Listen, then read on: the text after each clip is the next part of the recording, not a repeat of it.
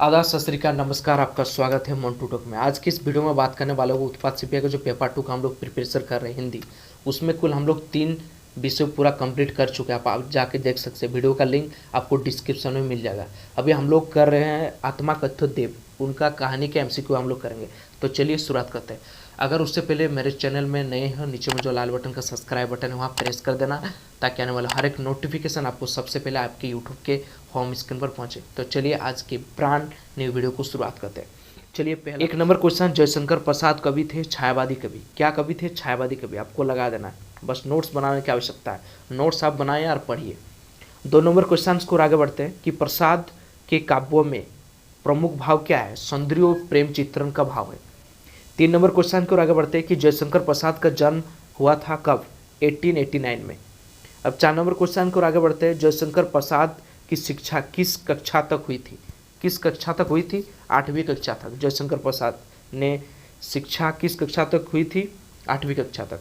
5 number question की ओर आगे बढ़ते हैं। जयशंकर प्रसाद की मृत्यु हुई थी 1937 में। कब? 1937 में।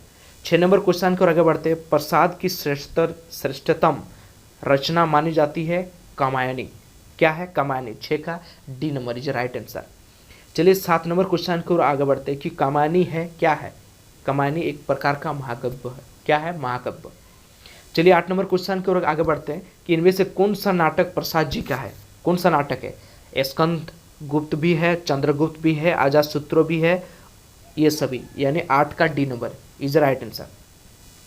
इन 9 नंबर क्वेश्चन की ओर आगे बढ़ते हैं। इनका उपन्यास है क्या? कंकाल, तितली, इरावती सब है, यानी 9 का D number is right answer सभी। 10 नंबर क्वेश्चन की ओर आगे बढ़ते हैं कि प्रसाद की किस रचना के लिए मंगला प्रसाद पारितोषिक प्राप्त हुआ है? कामायनी के लिए। किसके लिए? कामायनी। कामायनी। 11 नंबर क्वेश्चन की ओर आगे बढ़ते हैं। छायावादी काव्यों की विशेषता है क्या है? इसमें काव्यों की विशेषताएं क्या क्या है? चलिए बताते हैं। ए नंबर में दिया है अतिशय काल्पनिकता, बी नंबर सौंदर्य या सूक्ष्म चित्रण, सी नंबर प्रकृति प्रेम और शैली की लाक्षणिकता, डी नंबर ये सारी विशेषताएं, यानी 11 का डी नंबर जो राइट आंसर, ये सारी विशेषताएं पाई जाती है। 12 नंबर क्वेश्चन को आगे बढ़ते हैं। जयशंकर प्रसाद के काव्यों में चित्रण सौंदर्य का भी है, प्रेम विरह का भी है और वेदना का भी है, यानी 12 का D number is right answer. 13 number question को आगे बढ़ते हैं कि प्रसाद जी अपनी आत्मकथा लिखने से मुकरते रहे, क्यों? इन सभी कारणों से। अपनी व्यथा लिखकर हुए अन्यों को पीड़ित नहीं करना चाहते, लोग मेरी आलोचना करेंगे, मैं मजाक का पात्र नहीं बनना चाहता, इन सभी कारणों से। 14 नंबर क्वेश्चन को आगे बढ़ते हैं। स्मृति को पाथेय बनाने से कवि का क्या आशय है? यानी सुख स्कृति ही पाथेय है। बी नंबर सुख स्कृतियाँ से जीवन जीने में सबलता प्रदान करती है। सी नंबर दोबारा जीवन में सुखों को पाने की लालसा, ये सभी, यानी 14 का D number is right answer. चलिए 15 नंबर क्वेश्चन को आगे बढ़ते हैं कि कवि प्रसाद के जीवन का सुख सपना बनकर रह गया, कैसे? जीवन में सुख क्षणिक काल्पनिकता होता है। अब 16 नंबर क्वेश्चन को आगे बढ़ते हैं। आत्मकथ्य कविता में कवि ने किस प्रकार सुखक्षणों को अभिव्यक्त किया है? यानी सुखक्षण जीवन का पाथेय है। बी नंबर सुखक्षण मदहोश करने वाली यादों को, पत्नी के साथ बिताए प्रेम लाभ के श्रेय, यानी 16 का D number is right answer. चलिए 17 नंबर क्वेश्चन को आगे बढ़ते हैं कि आत्मकथ्य कविता की काव्य भाषा की विशेषताएं क्या है? ए नंबर भाषा ललित, सुंदर एवं माधुर्यपूर्ण है।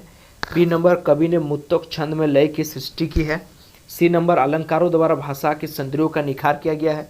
17 का डी नंबर, यानी 17 का D number is right answer. ये सारी विशेषताएं पाई जाती है। 18 नंबर क्वेश्चन को आगे बढ़ते हैं। कवि जयशंकर के पिता कौन थे?